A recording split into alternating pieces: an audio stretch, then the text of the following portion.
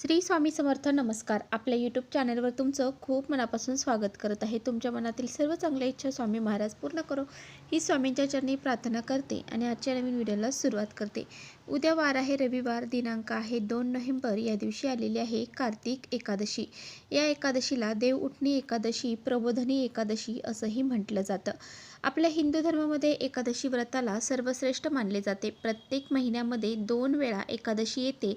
त्यातील एक एकादशी ही शुक्ल पक्षामध्ये येते आणि दुसरी एकादशी ही कृष्ण पक्षामध्ये येते. वर्षातील 24 एकादशीपैकी देवशयनी म्हणजेच आषाढी एकादशी व देव उठणी म्हणजेच कार्तिकी एकादशी या 2 एकादशी खूप महत्त्वाच्या मानल्या जातात. येत्या काही दिवसात म्हणजेच उद्या कार्तिकी एकादशी आलेली आहे. ही एकादशी जी आहे तर या एकादशीच्या दिवशी भगवान विष्णू जवळपास 4 महिन्याच्या योगनिद्रेतून जागे होतात. तसेच आषाढी एकादशीपासून मागील 4 महिने जे मांगलिक कार्य थांबले होते ते आता सुरू होईल. तसेच कार्तिक एकादशीपासून लग्न सोहळ्याची सारखी जी मंगल कार्य आहेत व इतर शुभ कार्य देखील सुरू होतील. ही एकादशी जी आहे तर 1 नोव्हेंबर रोजी सकाळी 9:12 सुरू होईल आणि ही एकादशीची समाप्ती जी आहे तर ती 2 नोव्हेंबर रोजी सकाळी 7:32 असेल आणि त्यानंतर द्वादशी तिथीला सुरुवात होईल. उदय तिथीनुसार ही जी तिथी आहे तर ती आपल्याला 2 नोव्हेंबर रोजी साजरी करायची आहे. त्यावेळेस भगवान विष्णू हे 4 महिन्यानंतर भगवान विष्णू हे योगनिद्रेतून जागे होतात. तेव्हा शालिग्राम म्हणजेच कृष्ण आणि तुळशीचा विवाह केला जातो. त्यानंतरच इतर लग्नांच्या मुहूर्तांना सुरुवात होते आणि असं म्हटलं जातं की ह्याच दिवसापासून भगवान विष्णू आपल्या सृष्टीचा कारभार हा चालवण्यासाठी पुन्हा हाती घेत असतात. आणि त्या दिवसाला वैकुंठ चतुर्दशी असं म्हटलं जातं. वैकुंठ चतुर्दशी देखील 3 तारखेला आलेली आहे. म्हणजेच भगवान विष्णू लगेचच जे काही कारभार आहे सृष्टीचा तो हाती घेतात आणि त्या दिवशी भगवान महादेव आणि भगवान विष्णू यांची भेट होते आणि शिवशंकर हे आपल्याकडे जो कारभार सोपवलेला होता सृष्टीचा तो भगवान विष्णूंकडे परत करतात आणि ह्याच भेटीला भेट म्हणजेच हरिहरी भेट असं म्हटलं जातं. हरिहर भेट असं म्हटलं जातं. या दिवसाला वैकुंठ चतुर्दशी असं म्हटलं जातं. ही एकादशी तिथी अतिशय महत्त्वाची मानली जाते. म्हणूनच या दिवशी आपल्याला काही प्रभावी उपाय करायचे आहेत. आपल्याला गाईला ही एक वस्तू खाऊ घालायची आहे. प्रत्येकाने एकादशीच्या दिवशी ही एक वस्तू गाईला आवर्जून खाऊ घालायची आहे. गाईला जर आपण ही एक वस्तू खाऊ घातली तर आपल्या जे काही दोष अडचणी लागलेल्या आहेत, अडीअडचणी आहेत ते तर दूर होतातच. त्याचबरोबर 7 पिढ्यांचं दारिद्र्य हे सुद्धा दूर होऊन जातं. इतका हा प्रभावी उपाय आहे. हा उपाय कसा करायचा आहे याबद्दलची संपूर्ण माहिती आजच्या व्हिडिओमध्ये आपण जाणून घेणार आहोत. त्यामुळे तुम्ही इकडे व्हिडिओ स्किप न करता शेवटपर्यंत नक्की बघा, जेणेकरून तुमच्यापर्यंत योग्य ती माहिती पोहोचेल. आपल्या चॅनलवर नवीन असाल तर चॅनलला सबस्क्राईब करा आणि असेच नवनवीन माहितीपूर्ण व्हिडिओ पाहण्यासाठी बेल आयकॉनला प्रेस करा. म्हणजे मी जेव्हा कधी नवीन व्हिडिओ अपलोड करेन त्याचं नोटिफिकेशन सर्वात अगोदर तुम्हाला भेटेल आणि तुम्ही एकही व्हिडिओ मिस करणार नाही. त्याचबरोबर खाली कमेंट्समध्ये ओम विष्णवे नमः लिहायला देखील विसरू नका. व्हिडिओ माहितीपूर्ण वाटला तर आपल्या मित्रपरिवारांसोबत शेअर देखील करा. तर पहा, आपल्या हिंदू धर्मामध्ये गायीच्या सेवेला अत्यंत महत्त्व दिलं जातं. असं म्हटलं जातं की ज्याच्या घरी गाय त्याच्या घरी विठ्ठलाचे पाय. आणि कार्तिकी एकादशी ही आपल्या भगवान विष्णूंना समर्पित आहे. 8 वसूंची कन्या आहे, 12 आदित्यांची बहीण आहे आणि अमृत दूध देणारी गाय आहे. आणि गाय ही स्वर्गात जाण्याची शिडी आहे. म्हणूनच गायीला इतकं महत्त्व आहे. तर पहा, गाई ही 11 रुद्रांची बनलेली आहे. तिच्या पोटामध्ये 33 कोटी देवी देवता वास करतात आणि गोसेवेने स्वर्ग प्राप्त होतं असं म्हटलं जातं. आणि गाईला देवांच्या वरचे देखील स्थान हे दिलेले आहे.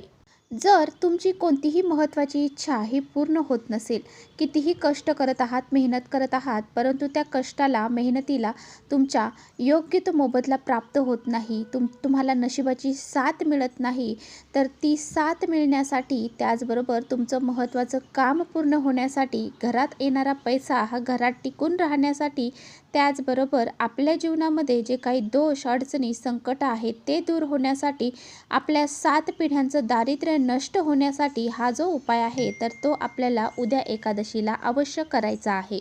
उपाय करण्यासाठी आपल्याला काय करायचं आहे, तर आपल्याला या एकादशीच्या दिवशी सकाळी लवकर उठायचं आहे, स्नान करायचं आहे, स्वच्छ कपडे परिधान करायचे आहे. त्यानंतर देवघरातील देवांची विधिवत पूजा करून घ्यायची आहे. भगवान विष्णू किंवा मग तुमच्याकडे जे विठ्ठल रुक्माई असतील किंवा बाळगोपाळ असतील त्यांच्या फोटोवर मूर्तीवर तुम्हाला पंचामृताने अभिषेक घालायचा आहे. फोटो असेल तर तो स्वच्छ पुसून घ्यायचा आहे आणि त्यांची विधिवत पूजा करून घ्यायची आहे. धूप अगरबत्ती लावून त्याचबरोबर हळद कुंकू अक्षदा फुलं अर्पण करायचे आहेत. पिवळ्या कलरची फुलं अर्पण करायची आहेत. त्याचबरोबर तुळशीपत्र अर्पण करायचे आहेत भगवान विष्णूंना. आणि त्यानंतर तुम्हाला दिवसभरामध्ये हा उपाय जेव्हा वेळ भेटेल तेव्हा करायचा आहे. तर हा उपाय करण्यासाठी काय करायचं आहे, तर आपल्याला काय करायचं आहे, थोडीशी हळद घ्यायची आहे. हळदीने आपल्या मुख्य प्रवेशद्वारावरती एक स्वास्तिक काढायचा आहे. स्वास्तिक काढल्यानंतर त्या स्वास्तिकची तुम्हाला पूजा करायची आहे. त्यानंतर तुमच्या मुख्य प्रवेशद्वारावरती तुम्हाला स्वास्तिक खालीच ओम वैष्णवे नमः हा मंत्र लिहायचा आहे. त्यानंतर तुमचा जो मुख्य दरवाजा आहे त्याचा जो उंबरट आहे त्यावरती हळदीचं लेपन करून त्या लेपनवरती तुम्हाला काय करायचं आहे, तर तुम्हाला दोन्ही साईडला 2 स्वास्तिक काढायचे आहे. हळद कुंकू अक्षदा धूप अगरबत्ती लावून ओवाळून घ्यायचं आहे. फुलं अर्पण करायची आहे. त्यानंतर तुम्हाला तिथेच बसून काय करायचं आहे, एक ताम्हण घ्यायचं आहे आणि त्या ताम्हणमध्ये म्हणजेच एक ताट घ्यायचं आहे. त्या ताटामध्ये एक हळद आणि कुंकवाच्या सहाय्याने स्वास्तिक काढायचं आहे.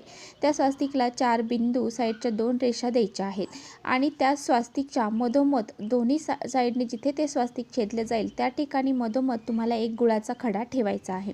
त्याचबरोबर 2-3 तास अगोदर तुम्हाला जी डाळ आहे तर ती हरभऱ्याची डाळ भिजवायची आहे आणि चणा डाळ जी असते तर ती डाळ भिजवलेली तुम्हाला थोडीशी त्या स्वास्तिकवरती ठेवायची आहे. आता हे ताम्हण तुम्हाला उचलून तुमच्या देवघरापाशी जायचं आहे. तिथे गेल्यानंतर तुम्हाला काय करायचं आहे, एका पाटावरती भगवान विष्णू माता लक्ष्मी यांच्या फोटो किंवा मूर्ती असेल किंवा विठ्ठल रुक्माईची मूर्ती असेल ती ठेवायची आहे. त्याची पूजा करायची आहे आणि त्याचबरोबर गाई वासरं असेल तर त्यांची पूजा करायची आहे. धूप अगरबत्ती सर्व काही तुम्हाला पंचोपचार पूजा करून घ्यायची आहे आणि त्यानंतर तुम्हाला हे जे ताम्हण आहे तर ते तुम्हाला त्या फोटोंसमोर ठेवायचं आहे. आता काय करायचं, त्या चणा डाळ आणि जो गूळ ठेवलेला आहे त्या गुळावरती तुम्हाला एक तुळशीपत्र ठेवायचं आहे. त्यानंतर ती जी चणा डाळ आहे तर ती भगवान विष्णूंना अतिशय प्रिय आहे म्हणून आपल्याला चणा डाळ घ्यायची आहे. चणा डाळ ही भगवान श्री हरी विष्णूचं साक्षात रूप मानलं जातं आणि माता लक्ष्मी ही तुळशी जी आहे तर तिला माता लक्ष्मीचं प्रतीक मानलं जातं आणि म्हणूनच असं जे आहे तर ते आपल्याला त्या स्वास्तिकवरती ठेवायचं आहे.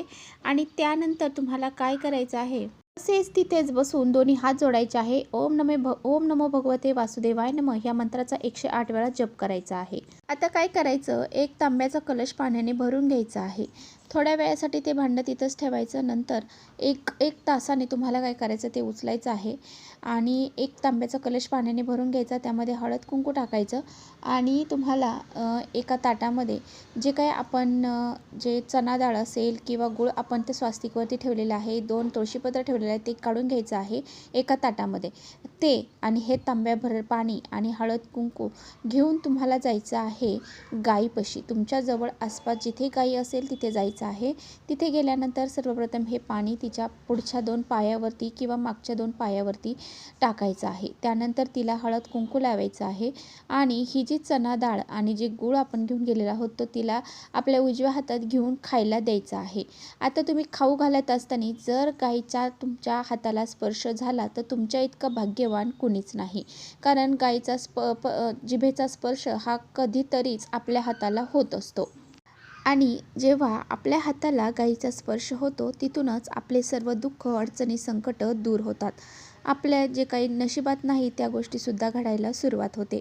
तर अशा पद्धतीने तुम्हाला खाऊ घालायचं आहे. जर तुम्हाला हाताने खाऊ घालणं शक्य नसेल तर तिच्यासमोर ती ताट तुम्हाला ठेवून द्यायचं आहे आणि तिला खायला लावायचं आहे. अशा पद्धतीने हा एक छोटासा उपाय जो आहे तो करायचा आहे. गाईला नमस्कार करायचा आहे. तुमच्या इच्छा ज्या काही असतील त्या तुम्हाला सांगायच्या आहेत, त्या पूर्ण होण्यासाठी प्रार्थना करायची आहे. त्याचबरोबर तुम्हाला गाईला जर 11 प्रदक्षिणा घालणं शक्य झालं तर नक्की घाला. गाईला स्पर्श करायचा आहे आणि स्पर्श जर आपण गाईला केला तर तिथेच आपल्या घरातील वास्तुदोष असतील ते दूर होतात. आणि गाईच्या पायाखालची माती जर तुम्हाला घेऊन येणं घरी शक्य झालं तर ते नक्की घेऊन या आणि घराच्या एखाद्या साईडला तुम्हाला ती ठेवून द्यायची आहे, जेणेकरून घरातील नकारात्मकता, वास्तुदोष हा दूर होऊन जातो. तर चला, अशा पद्धतीने हा एक छोटासा उपाय तुम्हाला नक्की करायचा आहे. तर चला, इथेच थांबवते माझा व्हिडिओ आवडला असेल तर नक्की लाईक करा. चॅनलवर नवीन असाल तर चॅनलला सबस्क्राईब करा. परत भेटूया अशाच छानशा व्हिडिओसोबत. तोपर्यंत श्री स्वामी समर्थ.